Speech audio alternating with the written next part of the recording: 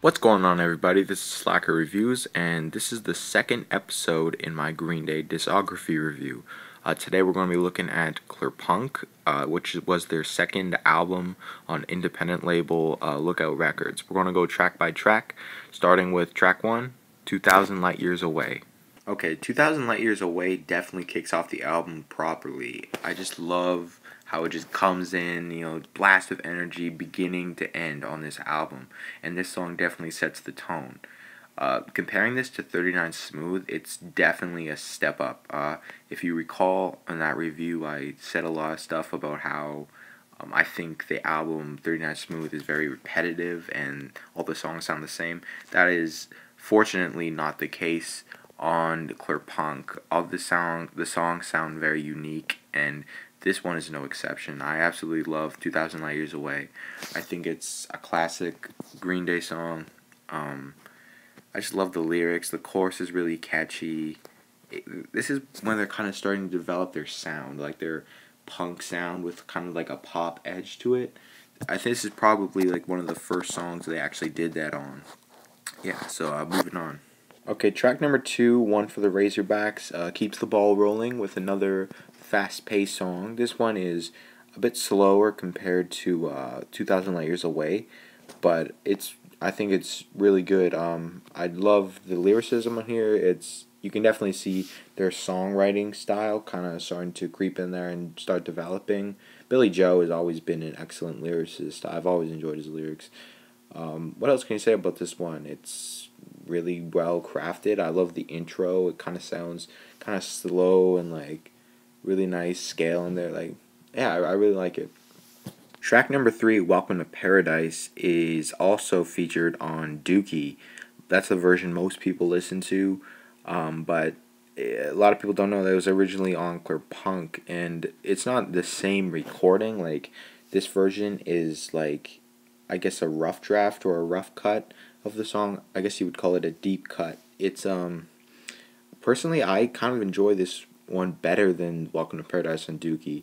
I think it just has like an underground charm to it because the production is so like low quality, and it kind of has that garage rock feeling. It's just a bunch of guys playing in their basement. I like that in these early albums. That's one of the reasons that I love this album so much, is just the theme to it. I'm gonna go more into detail about Welcome to Paradise in my Dookie review.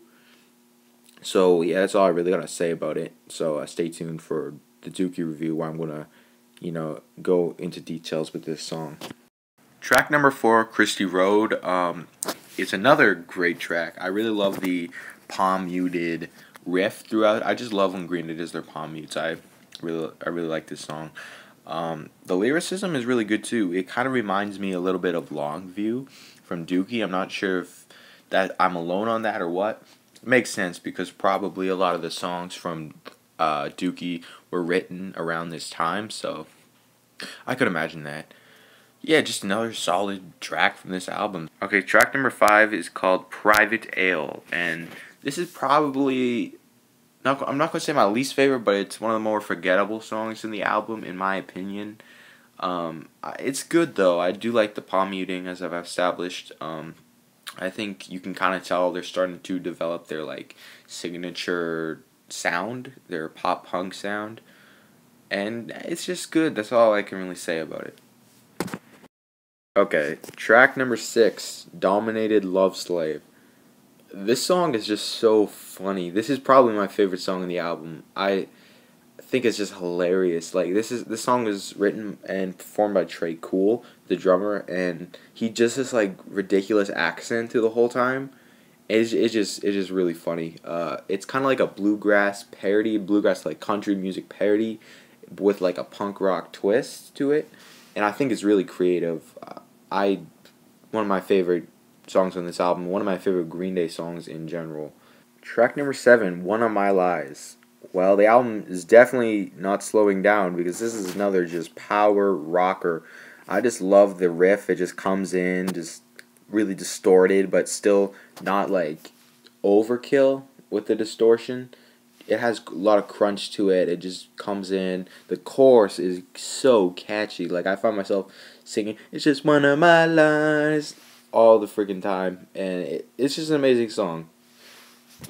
Alright, track number 8 is called 80, and this album just keeps getting better. I absolutely love this song. Usually when it comes to Kerplunk, the songs people mostly talk about is 2000 Light Years Away, Android, and this song 80. I just love the bass line on here. Mike Durant just showing off in this song. This is like the first time I can recall he really like showed off his bass skills. It's loud so you can really hear it, and it's just really good. Track number 9 is called Android, and honestly, I'm kind of running out of things to say about this album and these songs. I'm almost done anyway, so I'm just gonna start making these song reviews more short. Like I already mentioned, this song is one of the most popular on this album, and for good reason. It's just instrumentation on here is excellent, man. Like this, so just raw, like underground music, and it's so pure, and it's so much heart put into it. I don't know. I absolutely love Android. Track 10 is called No One Knows, and the band slows it down here for a second, and kind of does like a power ballad type thing, kind of like they did on 39 Smooth. Just have that one kind of slow song, and like I said on 39 Smooth, it offers like a balance to the album that kind of makes it feel more complete and cohesive. That's not all just like, I guess, a bunch of punk music. It's also has, I guess, more layers than that. I really do like this song. I love the opening, just really kind of slow, and I just kind of like clean sounding guitars, and then later in the song it just crashes back in. It's a really good track. Well, the slower paced songs don't last very long because the next track is Who Wrote Holden Caulfield, and this is another one of the best songs of this album. I know I've been saying it a lot, and it may sound like I'm just kind of fanboying here, but it's really not my intention. When Green Day screws up, I will tell you right away. There's some later albums that we're going to get to that they screw up on, and I'll definitely admit it. But these early albums, in my opinion, are really classic, and they're really close to me, and I love them. So don't think I'm just fanboying out. But anyway, Who Wrote Holden Caulfield is a great song. I love how the riff starts, and it's just Billy Joe over guitar, and there's little like other instrumentation in there. It kind of sounds cool, and then it crashes into one of the best hooks on this album, one of the best choruses. It's so catchy, like it's so fast, and it just gets stuck in your head. Even if you don't really understand what they're saying, it just kind of gets in your head. So again, the kind of setting up their formula that is going to become, the pop punk genre. Okay, track 12, Words I Might Have Ate. This is actually the last song on the standard album, but I'm going to be reviewing the bonus material as well. This closes off the standard album very well. I just love, this is probably the most innovative song that they've done on this album, because the song literally starts out with like, I think it's spoons and acoustic guitar, which is not very common for early Green Day to use those kind of instruments. Usually it's just guitar, bass, drums, but no, they start experimenting here a little bit, and it's really good. Okay, track 13 is called Sweet Children. Sweet Children is actually what the band went by before they switched to Green Day. Green Day is a better name, so I'm kind of happy that they did. Since we're on the bonus material now, a lot of these songs are just kind of like, I guess, kind of like thrown on there, so some of these aren't exactly the top quality. I do like this song. Like, I think the chorus is really catchy.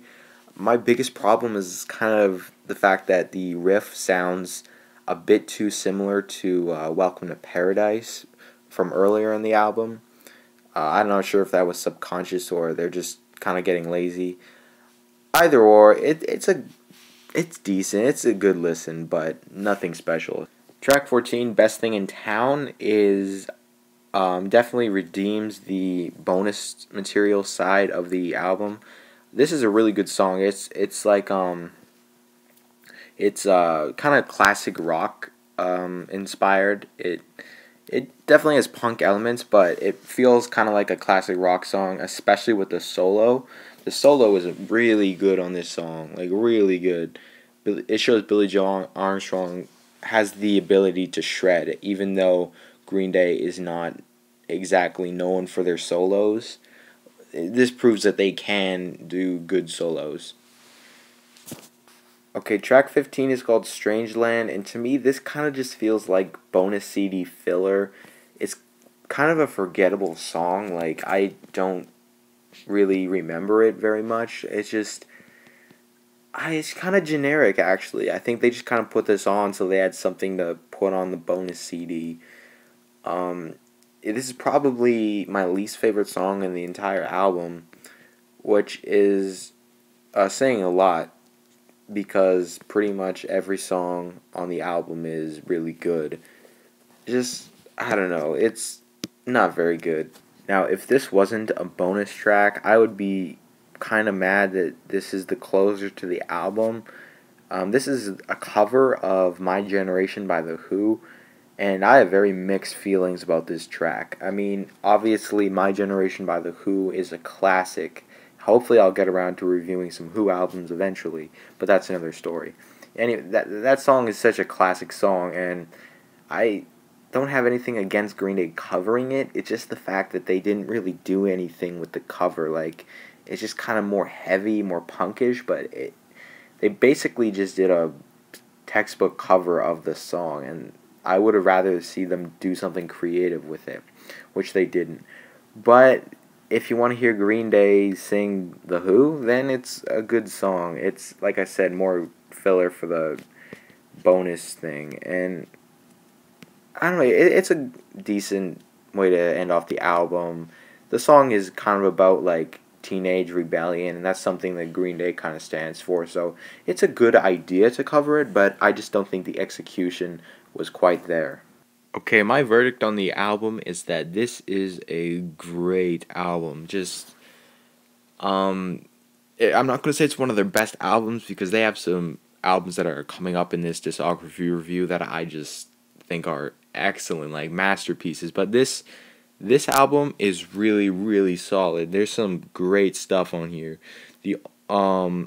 There's a couple downsides to it, like the bonus material, and a few tracks in there are just okay, but the tracks that are really good make this album that any Green Day fan must listen to. Alright, I give this album a 4.5 out of 5. I can't quite give it that perfect rating. It's almost there. It's a few classic songs away, but it's pretty darn close to it, okay? My next Green Day review, of course, is going to be their breakthrough classic album, Dookie. So stay tuned for that, and please subscribe if you have not already. And thanks for watching. This is Slacker signing out.